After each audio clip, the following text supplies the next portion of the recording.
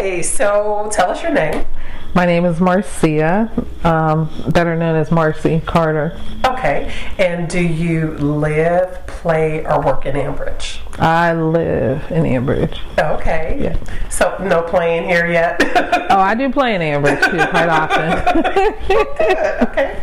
So how long have you been here? I've been in Ambridge for the last, I'm sorry, I should have a clear answer, but it's been a long time. So I would say over 20 years I've been in Ambridge. Wow. Okay, Yeah. so what brought you to Ambridge?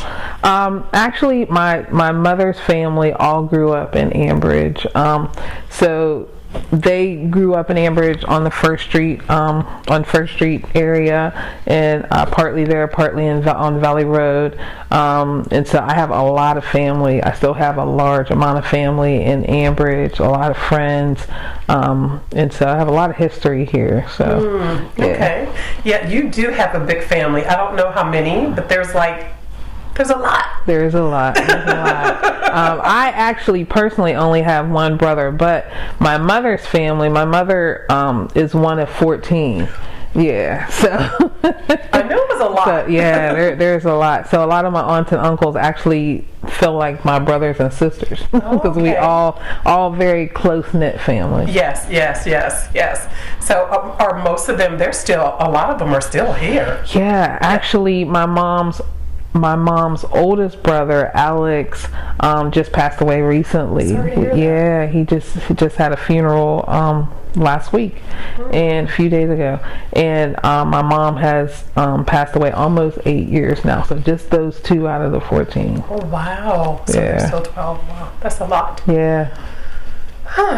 So you probably have a lot of Ambridge memories. Absolutely. Yeah. What would you say is your most memorable thing about being here?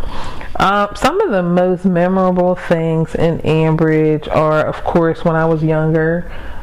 Even when I didn't live in Ambridge, I lived in Swickley most of my childhood and all of my childhood actually. So I would still always be in Ambridge a great deal because of the family we had here. So just like walking around the neighborhood, I remember walking from down in this area at the beginning of Ambridge all the way up to like 24th Street to the swimming pool at Borough Park, which is also called Walter Panic Park. But yeah, I remember that, just walking around the whole town with friends and going to different families' homes, whether they be friends. And a lot of my friends, their families were friends with my mother's family. So a lot of connection. And then also loved like Nationality Days, which was a huge festival in Ambridge every year. Always looked forward to that. Yes, most people say that they miss it and they want it to come back or something like it. Yeah. I think that was a staple for this community. If you think about staples, what else would you say is a staple for Ambridge? I think some of the other staples are sporting events. I would say that sporting events is a great way that you get to know a lot of different families in Ambridge. Definitely a place where my kids and us, for example, made a lot of connections with different families in Ambridge. So and the one thing about the sporting events is the community really comes out. Ambridge, they do sporting events really well. Oh yeah, especially football. Yeah. So, what would you like to see in Ambridge, like in the next 5 years? I mean, you've seen a lot. Clearly, you've been here 20 years. You've seen this community change over time. What do you think about the changes, and what do you hope to see in the next 5 years? Yeah, one of the biggest things I'd like to see in the next 5 years in Ambridge is an improvement in the educational system here. I think that there is a lot of potential in our youth here in Ambridge. I think a lot of them come from like good roots, some strong foundations. There's some great families in Ambridge, and I think a lot of the youth today get lost You know, a lot of people aren't used to what's going on with this Gen Z culture, and a lot of the young people, so they're kind of left behind, and they're not invested into as much, I think, as they should be. So I really like to see a lot more just dedication and focus on the youth and their education, and just reconnecting them with the community, and so that they can live here and play here when they get older. Yes. And you know, and enjoy it the way some of the older people do. Yes, yes. That is really interesting. There's a lot of people who talk about that there needs to be something for the youth here. What do you think could be, you know, when you were talking about it, I was thinking about leadership labs, you know, but what are some things, you know, that could be? I think one of the big things that could be done here, I think it's lacking a lot of mentorship. I think mentorship would be great for our youth. If they're not there, I don't see that they're engaging in that type of way. I mean, they are doing the sports, and there are mentors and the coaches, and even some of the parents who are attending those sporting events. But really, like a dedicated mentorship program, I think would be really, really great. And one thing I don't see a lot of in Beaver County, as much as I do in the inner city of like Pittsburgh, is a lot of just a lot of those type of programs for youth, like mentorship, after school programs of some sort, just something more like that for them. I think those things are important. Absolutely. I love that you're talking about that. You're like getting my wheels turning to like things that could happen. Even people in the community that like do work similar to that, but not here. You know, right. They live here, but they don't do that work here. Right. And so to engage them. Yeah. Yeah. I just thinking about one because I actually literally, and that's terrible, but I actually volunteer at an inner city program recently. It's called Urban Impact. I'm aware. But that same concept would be awesome here. Yeah. And there's so many youth in Ambridge, and you know, eventually if that type of program becomes popular here, it can reach into some of the closer communities to us, like Aliquippa, like Freedom, South Heights. Aliquippa has an Aliquippa Impact. It's not connected to Urban Impact. I thought it was, but I can see us having an Ambridge Impact. Oh, absolutely. Yeah, absolutely. Yeah. See, you all, when you were hanging out here when you were young, you all didn't have that here, though, did you? Like programs like that? No, we did not. Not that I can remember now. But the families were close knit, and absolutely. But we need that now because the way that things are structured, it's not the family, the generations of families, and people are working, they're busy, they don't have the same type of time commitment like you were saying. Absolutely. And I think one of the programming things kind of that we did have back then that weren't on the same scale as Urban Impact, or a lot of churches did, like some youth programming, like there might be like Vacation Bible School, or you would have Boy Scouts or Girl Scouts, something like that. So there were those type of programs, but I'd like to see something more on a consistent, concentrated basis. You know, where the investment in the youth is really, really strong and tight. Yes. Yeah. I can see that. I'm going to be proud about that. Is there anything else that you'd like to say about Ambridge? I really do believe, I think Ambridge gets a bad rap, a really bad rap, but you know, we've raised our kids here, we know some great families here, and I just believe that the future of kids that are here now, I really do believe in my heart that they have a lot of potential because of the families they've come from. And not only that, but the people in the community that care about them. There's a lot of care in this community. And I think that can go a long way, but I just think that for it to go a long way, something has to be organized, and there has to be a community effort, for somebody to do that. Yeah, but I think, that is a way. Like, I don't think our school system has to be one that's not a desirable school system for people to move their kids into that neighborhood. And there's people investing in the town, so it'd be nice if people invested in the youth as they are investing in the town, which I don't have a problem with them investing in the town, because that is awesome also. Yes. But I do think there needs to be some investment in the next generation too. Yeah, absolutely. One of the things we discovered in our listening to interviews, people were saying, like, some of the kids were like, we can't get jobs here. Like, there's no jobs for us. They need, so there are things that they specifically need, for sure, to keep them busy, because if they're idle, absolutely, that's not good. So absolutely. Well, thank you. If you could say anything to the people of the community, like, regarding that, what would you say to the leadership, or to the school district? What would you say to the people who are in leadership? I would tell them to just don't give up hope and don't become discouraged. Yeah. Because the same reasons they're in leadership, and the same reasons they work for educational system, or those reasons still exist. And those are the same reasons why it's important to invest in the next generation today. Yes. So those people want to raise their families in Ambridge also. So yes. Yeah. Well, thank you for your interview.